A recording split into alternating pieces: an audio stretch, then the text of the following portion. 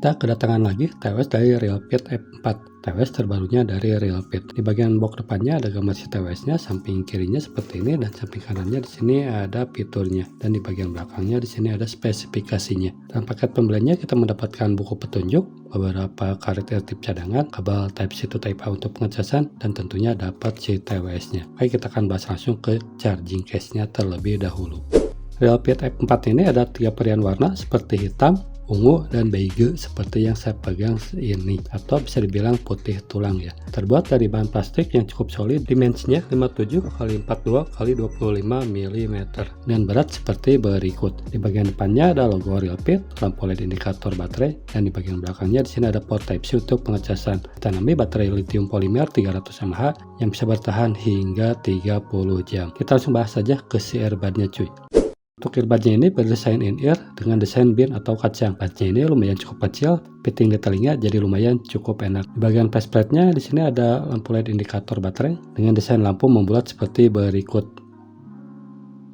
Keren cuy. Terdapat 2 buah mikrofon di setiap bagian earbudnya. Untuk sampel mikrofon seperti biasa Anda sematkan di akhir video. Terdapat pula tap sensor untuk kontrol audio. Untuk fungsi tap sensor the power-nya seperti ini. Dan untuk fungsi tap sensor ini bisa kita setting di aplikasinya cuy. Ditanami baterai sebesar 30 mAh yang bisa dijalin musik ke telinga kalian hingga 4-5 jam nonstop. Dengan pemakaian total beserta case-nya bisa mencapai 30 jaman. Gokil coy. Nah, versi Bluetooth terbaru 5.4 koneksi lumayan cepat. Dengan distance 10 meter tanpa halangan bisa terkoneksi aman ke handphone. Kita masuk ke sound quality-nya.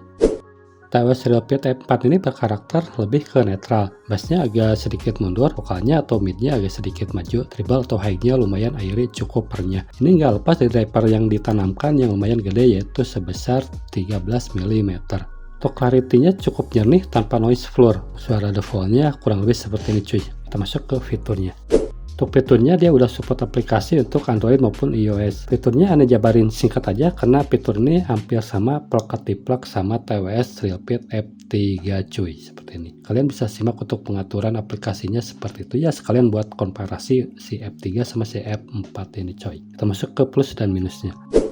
Plus yang pertama, untuk build quality-nya lumayan cukup solid, baik untuk si earbud maupun si charging case-nya. Plus yang selanjutnya dia udah support aplikasi, jadi kita bisa setting di aplikasinya cuy. Mulai dari settingan suara, settingan type sensor, settingan game mode, dan lain-lain di aplikasinya. Jadi wajib kalian download aplikasinya coy. Terus yang selanjutnya untuk mode gamingnya lumayan cukup low latency. Untuk sampel latency seperti biasa Anda sematkan di akhir video. Untuk fitur ANC dan INC-nya lumayan cukup bagus juga di si TWS ini. Masuk ke minusnya. Untuk minusnya mungkin di sini dia tidak bersertifikasi IPX4. Jadi saya kurang tahu apakah ini tahan cipratan air atau enggak ya. Karena di spesifikasinya pun nggak ada, saya lihat di marketplace pun juga di keterangan atau di deskripsinya pun nggak ada. Tapi overall ini sangat worth it sekali untuk si TWS Realpit ini. Jika kalian minat dengan TWS ini, link udah Anda sematkan di kolom komentar. Oke, sekian dulu untuk review TWS Realpit F4 ini. See you next video. Jangan lupa untuk komen, like, dan subscribe channel ini biar terus berkembang. 123 tes 123 inilah hasil dari suara mikrofon TWS Realpit F4 tes 123 tes 123.